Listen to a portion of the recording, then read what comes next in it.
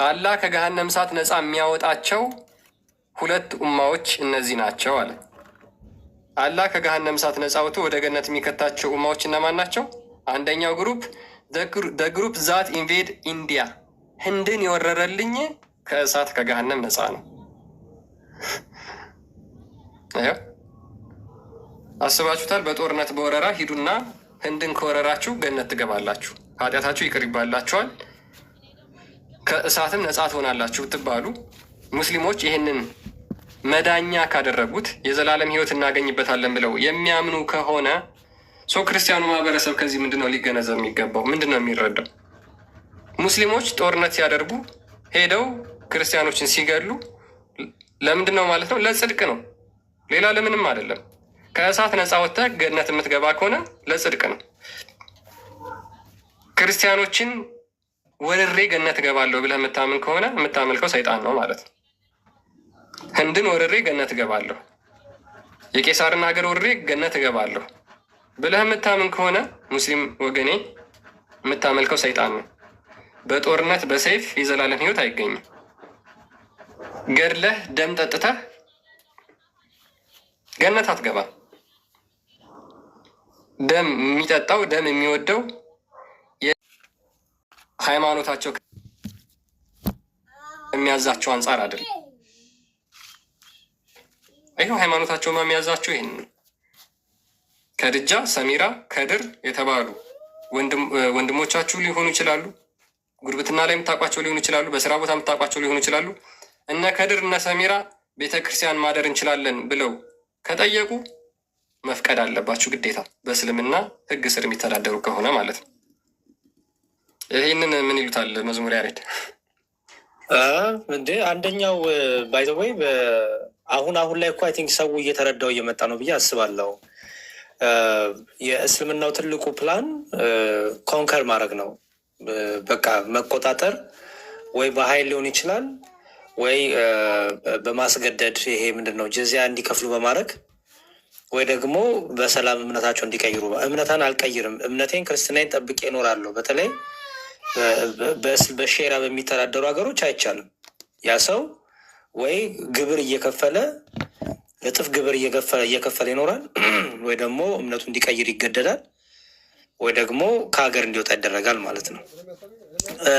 ይሄ በሼራ የሚታደሩ ሀገሮች ላይ ያለ እንትን ነው። ብዙ የክርስቲያን ሀገሮች የነበሩ በአሁን ሰዓት ወደ እስልምና የተቀየሩት በትምህርት አይደለም። ባይዘወይ ይሄ እኮ ምንም የታወቀ እኮ ነው። በደንብ ዶክመንት አድርጎ የተቀመጠ ነው። ኮንከር በማድረግ ነው። ለምሳሌ መሐመድ በጣም ብዙ ሰራዊት ነበረው። በጣም ብዙ ሰራዊት፣ ብዙ ጎራዴ ታጣቂዎች፣ ወታደሮች ምን የሚያደርጉ ኮንከር የሚያደርጉ ደብዳቤም እየጻፈ ራሱ ኮንከር እንደሚያደርግ ራሱ እኮ የሚያስፈራራበት ደብዳቤዎች እኮ ነበሩ ራሱ። የጎራዴው ምልክትም አለች እኮ አይደለ? የሳውዲ አረቢያ ባንዲራ ላይ የጎራዴ ምልክቷ እኮ አለች። ኢቭን ጎራዴ ይዘው ራሱ እኮ ይጨፍራሉ። አይታችሁ ከሆነ እንደ ባህላቸው ጭፋሪ። የእስልምናው ኮንከር በማድረግ ቅኝ እንትን በማድረግ በጦርነት ነው በጣም እና በመውለድ ነው የተስፋፋው። አይ ቲንክ ትናንት ነው ከትናንት ወዲያ ራሱ አይ ቲንክ ኡስታዝ ወሂድ የተናገረው ነገር ሰምተዋል? ወደ ስማቸውን አትጥራይ እነዚህን መዝሙር ያሬድ። አረ እንዲያው ሰው የማን ነው ሲል እንዲያው እንዲያውቅ ብዬ ነው እንጂ ግን በደንብ እንዲታወቅ ያስፈልጋል፣ መግለጥ ያስፈልጋል ባይዘወይ። ምክንያቱም አሁን ግልጽ እየወጣ ስለሆነ በተለይ በኢትዮጵያ ውስጥ ያላቸው ዋሃብያዎች አላማቸው ምን እንደሆነ በደንብ አህባሾችም እኮ ይህን ነገር ይቃውማሉ አይደለ? ታውቃለህ ክርስቲያን፣ ዋሃብዮች እየገደሉን ነው። ቪዲዮዎችን እናሳያለን ወደዋል። አዎ ሰው እነዚህ የምትናገራቸው ነገሮች ከራሳቸው ከሙስሊሞቹ ከአህባሾች አንደበት ዋሃብያዎች ኢቭን ለእኛ ለአህባሾች ለሌላው እስልምና ብቻ ሳይሆን ለክርስቲያን ሳይሆን ለእኛ ለአህባሾች ራሱ ስጋት ነው ብሎ እኮ ተናግሯል እኮ አህባሾች በጣም ብዙ ስለሚገሏቸው ማለት ነው። ክርስትናማ ምን ክርስትናማ ይኸው አርሲ ላይ ያየ ነው አይደለ? አርሲ ላይ ያሉት እኮ እምነት ቀይሩ ተብሎ እኮ እምቢ ብለው ነው። ማጽዳት ነው በቃ። እና አሁን ያነበብከው ሁሉ መሬት ላይ ያለ ታሪክ እውነተኛ ታሪክ ነው ማለት እውነታዊ ነገር ነው። በቀን በቀን ኤክስፔሪንስ የምናደርገው ነገር ነው። እሱን ልጨምር ብዬ ነው። ግን በኋላ ላይ ቪዲዮዎችን ስናሳይ በደንብ እናሳያለን። ያ የተወሰኑ ቪዲዮዎችን እናሳያለን። ሜቢ አረብኛ ማንበብ የሚችል ሙስሊም ካለ ዊካን ዲል ማድረግ እንችላለን። እኔ ትራንስሌት የተደረገውን አማርኛ ነው ያን ማነብላችሁ። ልቀጥልላችሁ የተወሰነ ምን ይላል? የቤተ ክርስቲያን ደውል በዝግታና በለሆሳስ እንጂ በኃይል እንዳይመቱ። አሁን ለምሳሌ ቅዳሴ በድምፅ ማጉያ ነው አይደለም የሚደረገው? ብዙ ጊዜ በድምፅ ማጉያ ይደረጋል። ያ መደረግ አይችልም ማለት ነው። ሙስሊሞች ባሉበት ቦታ በቤተ ክርስቲያናቸውም ውስጥ በሚያነቡበት ጊዜ ድምፃቸውን ከፍ አድርገው እንዳያነቡ፣ የሆሳዕናን በዓል በአደባባይ እንዳይወጡ። አሁን እነዚህን ነገሮች ማድረግ አይቻልም ማለት ነው። እየተናገረ ያለው በሸሪያ የሚተዳደሩበት ሀገር እነዚህን ማድረግ አይቻልም። እዚህ ጋር ምን ይላል ደግሞ? መስቀልን ወይም መጽሐፍቶቻቸውን በሙስሊሞች መንገድ ላይ በግልጽ እንዳያሳዩ፣ ሙስሊሞች ባሉበት አካባቢ ሙታኖቻቸውን እንዳይቀብሩ። አሁን እነዚህ ሁሉ የተቀመጡት እንግዲህ ምንድን ነው?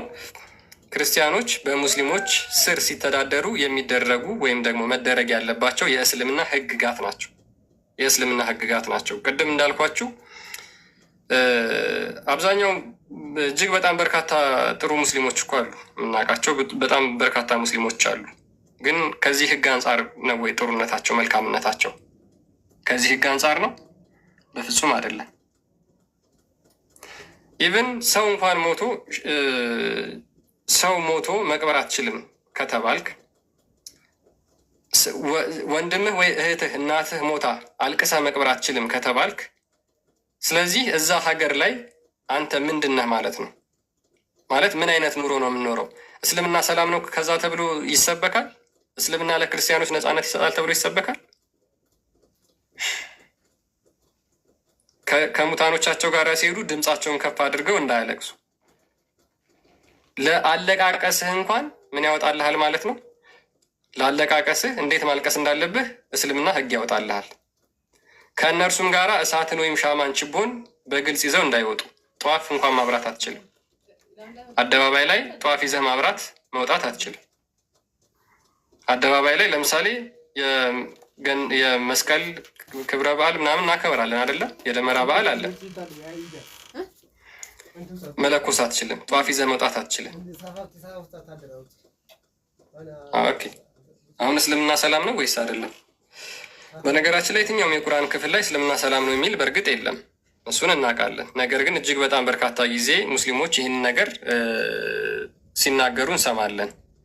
ምን ብለው? እስልምና ሰላም ነው፣ እስልምና የሚሰብከው ሰላም ነው ብለው ሲናገሩ እንሰማቸዋለን። አንድ ነገር ላሳያችሁ። እስከዛ መዝሙረ ያሬድ ቀጥሉና። እሺ መልካም። ወደ አሁን እንግዲህ አንተ እስከዛ እስክትገልጥልን ድረስ ይሄ እንግዲህ በሼሪያ የሚተዳደሩ ሀገሮች ክርስቲያኖች እንዴት መኖር እንዳለባቸው እንግዲህ ያለው ነው። ምን ማድረግ አይችሉም? መጸለይ፣ ከፍ አድርገው ድምጻቸው መጸለይ አይችሉም። እኔ ሳውዲ በምኖርበት ጊዜ ሳውዲ ኖር ያለው የሚገርም ክርስቲያን 1-2 ዓመት እና ቤት ውስጥ ተሰብስበን ምንም እንኳን ማድረግ ድምፅ ትንሽ ከፍ ካለ ፖሊስ ይመጣባል፣ ይጠራባል።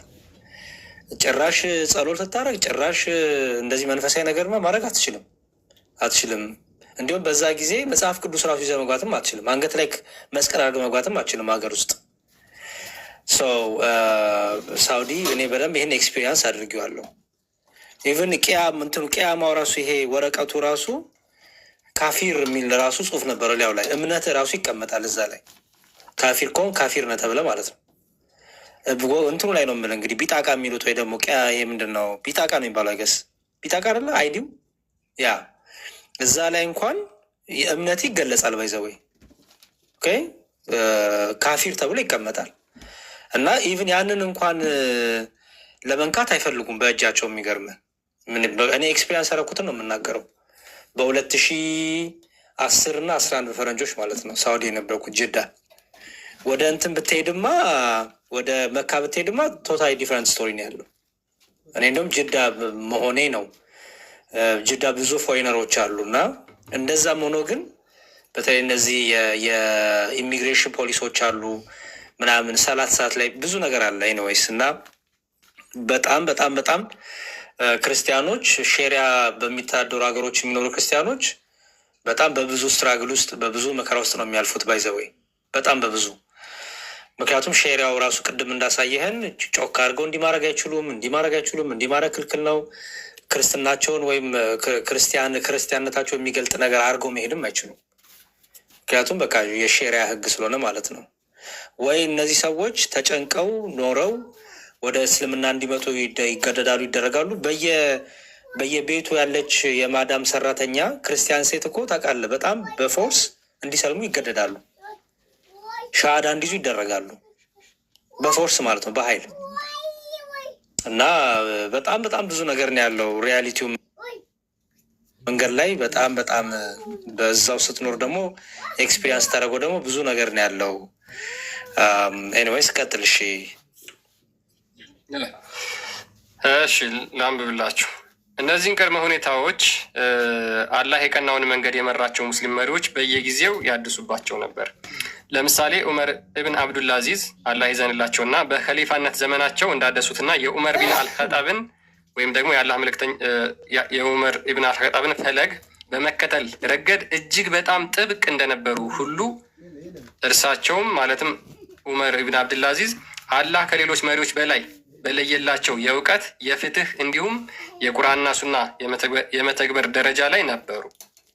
ምን ይተገብር ነበር ማለት ነው? ቁርአኑ ይተገብር ነበር፣ ሱናውን ይተገብር ነበር። ከዛ በኋላ ደግሞ የመጡትን የሙስሊም ከሊፋዎች የነሱን የህይወት መንገድ በሙሉ ያደርግ ነበር። የመሪነት እነዛን ደረጃዎች ይተገብር ነበር።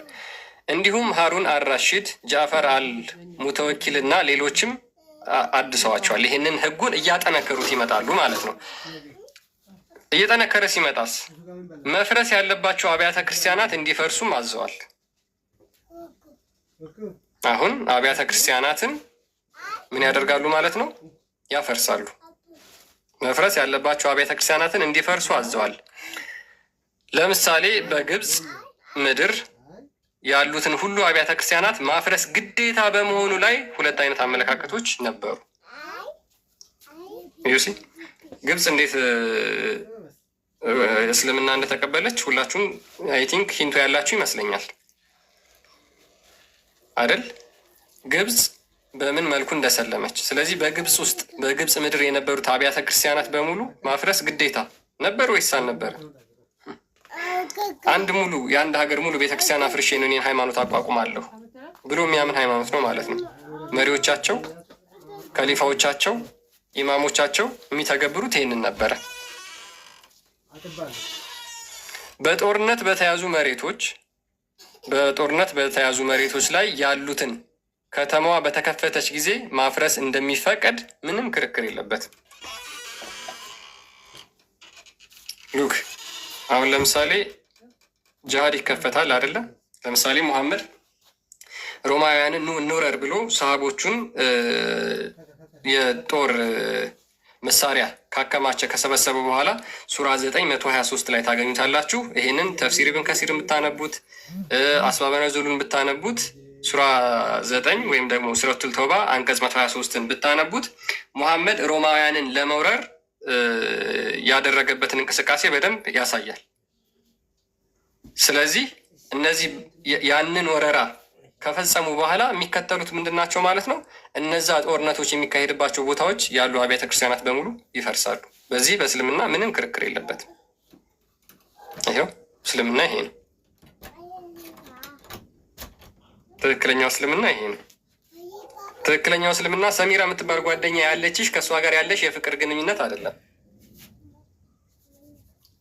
ወይም አቶ ከድር ቤት ጉርብትና ያለህ አይደለም እስልምና። አይ መኖር ጥሩ ነው። እንደዛ ነው መኖር ያለብን። እውነት ለመናገር መኖር ያለብን እንደዛ ነው። ግን አውቃችሁት ኖሩ ነው። ክርስትና በየትኛውም ቦታ ላይ ጥላቻን ክርስቶስ አልሰበክም፣ አላደረገውም። አይደለም የሚወዱንን መውደድ ይቅርና የሚጠሉንን እንድንወዳቸው ያዘዘን አይደል? አሁን ለምሳሌ ሙስሊም ጎረቤቶቻችን ቢወዱን ልንወዳቸው ግዴታ ነው፣ ቢጠሉንስ ልንወዳቸው ግዴታ ነው። እኛ ግዴታ አለብን። ስለዚህ ይህንን የምነግራችሁ ከድር የሚባል ጓደኛ ያለህ ከድር የሚባል ጓደኛህን አቮይድ እንድታደርገው ወይም እንድትጠለው አይደለም። አጥብቀህ እንድትወደው ፍቅርህን እንድትገልጽለት ከዛም ወደ ክርስቶስ እንድትጠራው ከዚህ አጋንንታዊ ጽሑፍ እንድታስመልጠው ነው። ሌላ አይደለም። የምንወዳቸው ጎረቤቶች ሊኖሩን ይችላል። የምንወዳቸው ጓደኞች ሊኖሩን ይችላል።